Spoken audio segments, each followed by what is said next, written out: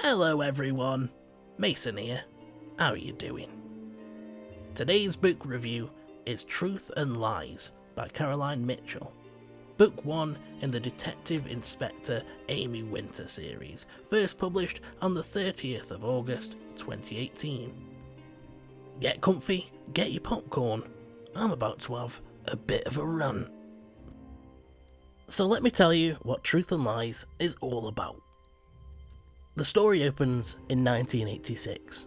We follow Poppy Grimes, a 4-year-old girl who lives in a house full of darkness and depravity.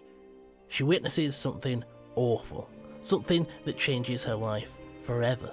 It's an event that leads to her family falling apart, and she's adopted by a police officer known as Robert Winter. Fast forward to 2018 and Poppy Grimes is now known as Amy Winter. Following in Robert's footsteps, she joined the police force and she's risen to the rank of Detective Inspector. But as the story begins, Robert has recently passed away. Amy is mourning his loss, but things are about to get even worse. She receives a letter from a notorious serial killer that blows her world wide open. Lillian Grimes is one half of the Beasts of Brentwood. She's also Amy's biological mother.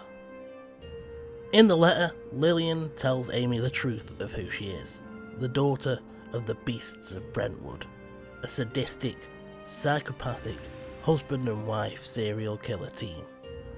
She says that she's willing to disclose the location of 3 of their victims, but she has conditions. Lillian has a game that she wants to play, and Amy is about to get drawn in. The story is split between the past and the present. In the present, we follow Amy as she's forced to interact with Lillian Grimes, whilst also working the case of a kidnapped 15-year-old girl. But as she learns more about her past, Amy starts to remember exactly what it was like to live in the house that was occupied by the Beasts of Brentwood. And bit by bit, the truth of just how awful things were is revealed to us. Doesn't all of that sound so cool? Yeah, I thought so as well. I made the mistake of getting my hopes up. The intriguing concept drew me in. I was excited. I was expecting lies, manipulation, thrills, chills, twists and turns. I thought it was going to be so good, and then it was just kind of more like... The truth is, this book has so much potential that it just doesn't live up to at all. There are so many things that frustrate me about Truth and Lies, but the wasting of that potential is probably the most massive factor. I've got to say, I was not a fan of Elizabeth Nolden, the audiobook's narrator. On one hand, in the chapters where she's narrating from Poppy/Amy's point of view in the past, she gives her voice this childlike quality that works really well. She also does a pretty good job when she's voicing Lillian Grimes. You can tell that Lillian is an absolute nut job, and she gives her this infuriating quality that made me think that if Truth and Lies was a film, Lillian would be played by Helena Bonham Carter, who's always annoyed me for some reason. The rest of the time though, she uses this boring, whispery tone that just made me want to fall asleep, and there's so little distinction between character voices that it's hard to differentiate between them. It actually took me a little while to get through this book. It took me a good 5 or 6 days, which is significantly slower than I've been going recently, but I just wasn't feeling the motivation to sit down, press play and listen to it for a few hours when there was other stuff that I could be doing. I struggled through the first half of this book. I was bored. I was so close to DNFing it, but I thought to myself, no, you spent a credit on this, let's stick with it and try and see if it gets any better. Slowly, time ticked away, and I was left waiting for something to happen, something that would draw me in, excite me, make me feel like I wasn't wasting my time, but it never really did. If Truth and Lies was a line graph, it would be a horizontal straight line with slight peaks of interest whenever we were seeing things from Poppy/Amy's point of view. Once those parts were over, we were back to the straight line of averageness though. Then the miraculous happened. Things started to get interesting, and I checked how long was left of the book. It was 2 hours and 44 minutes, and now I was mad. If I have to sit through 9 hours of a book, you are not going to win me around with 2 hours of mildly interesting stuff. The thing is, even though I might have enjoyed that last 2.5 hours a bit more than the rest, I still have my problems with it, and then the ending happened. Oh, that ending! We'll get to that in just a little bit though, because first I want to talk about Amy. It's Amy's series, the story centres around her, but here's the thing, Truth and Lies is a detective story where the detective doesn't do any detecting. Every bit of information, every bit of evidence that Amy receives throughout the course of the story is handed to her on a silver platter. Whether it's by Lillian Grimes or someone working on a team, people come to her, they give her information, and she basically does nothing for the entire book. While she's dealing with her personal issues and receiving information from Lillian on where the 3 victims are, Amy's also working the case of a 15-year-old girl called Hermione, or Hemi, who's been kidnapped. Not once does she do anything for that investigation. She doesn't gather any information, she doesn't gather any evidence. She has one interview with Hemi's mother to get some background information, but other than that she doesn't even question anybody. If you're like me and you're a fan of the crime genre, in particular police procedurals, why do we like them? We want to see the police perform their procedures. We want to see the detective knocking on door, chasing down leads, following up on hunches, gathering evidence, working out clues, putting the case together. Amy doesn't do any of that, despite somehow managing to be a detective inspector. Other than the fact that she's short but tough, I don't feel like there was anything memorable or likeable about Amy as a character. The author insists that she has this commitment to the truth, but the actions that she takes during the story shows that that's not true.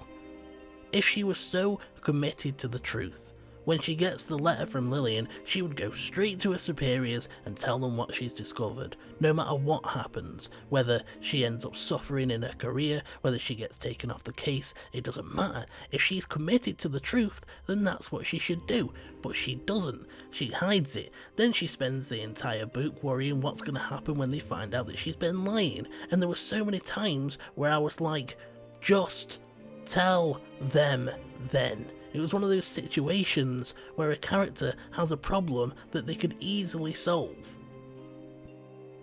She also has this weird double standard that really got on my nerves. At one point, she sees one of the men on her team being a bit inappropriate with another woman. She calls the woman into her office and she's so insistent. Can we do anything to help? Can I file a report? Do you want me to talk to him? Do you want me to try and get him transferred? She belligerently badgers this poor woman who's clearly embarrassed and doesn't want to take any further action.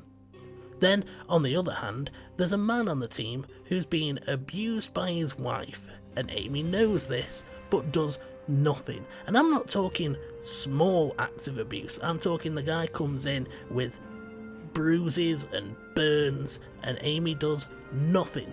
Not until the plot calls for her to do so, at least. Actually, I do want to talk about that a little bit more. Overall, we get a few different points of view in Truth and Lies. We get Amy/Poppy in the past and present. We get stuff from Lillian's point of view. We follow Hemi through her kidnap ordeal, and we also get stuff from Paddy's point of view. Paddy is Amy's friend and colleague, the colleague that's being abused by his wife. Now on one hand, I applaud Caroline Mitchell for including something that highlights domestic abuse against a man. That's not something that I've seen dealt with much in books, films or TV, and it is something that I think people should talk about more. It's an important issue. The problem is, it's completely irrelevant to the plot. It felt like it was there to pad things out. And in my opinion, when you're dealing with something that's such an important, heavy topic, you shouldn't be using it as filler. The worst part is that I was convinced that it would become relevant, that it would tie in somehow. I had all of these theories. I waited and waited, and eventually something happened that made it obvious why this storyline was included, and I was infuriated. Let's talk about the biggest problem I had though, the biggest slap in the face. Let's talk about those last 2.5 hours. Things start to actually happen. We start to build to somewhat of a climax, at which point Amy, despite the fact that she hasn't done any detecting, hasn't followed any leads, hasn't questioned anyone, hasn't gathered any evidence, formed any theories, has actually spent hardly any time thinking about the case that she's been working, now magically has a suspect. A suspect that the author keeps a secret despite the fact that we're in Amy's head, and it makes no sense for her to think about the suspect in such a vague manner. And wouldn't you know it, because Amy's the main character, the person that she suspects is the right person. We get a climactic scene, which is pretty good, I'll give it that.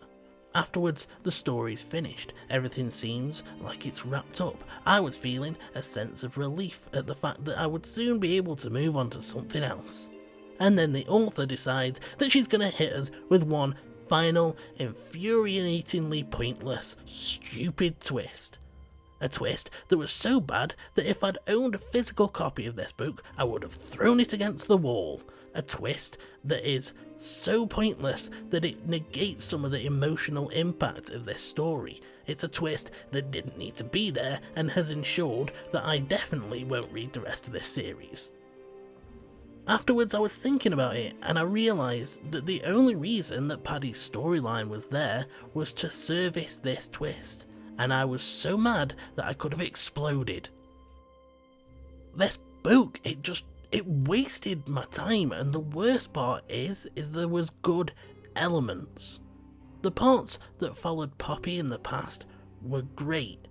I actually felt so sorry for that little girl. The stuff that she went through was awful. You take that part of the story out and make it its own book and you would sell me on it instantly. A 4-year-old girl whose parents are serial killers, whose family falls apart and gets adopted by a police officer. You could do so much with that. You could follow her as she faces the challenges of adapting to a normal life, the challenges that the adoptive parents have in raising her, the psychological impact on both of them. It could be great, and instead we got what we got. It's such a shame because this book could have been great, but instead it feels like the author had a load of threads from different stories that she decided to weave together despite the fact that they don't really fit. Paddy's part of the story touched on important issues, but it felt like filler. Amy's part of the story was slow, boring and frustrating. I didn't connect to her at all. And then that twist makes everything feel pointless. It took the story from being something that was okay but I didn't really enjoy to something that I actively kinda hate. I actually hate this book so much that I'm going to burn it right now in this review. Are you ready? 3, 2, 1. There, that's better. I think it's safe to say at this point that I didn't enjoy this and I don't recommend it.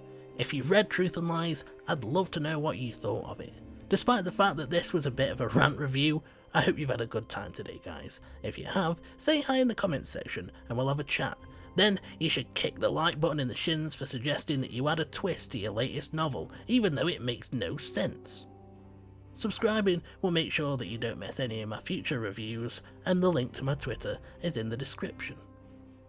Thanks ever so much for spending time with me today, guys. Until next time, take care. For now I'm off, and you should have a good one.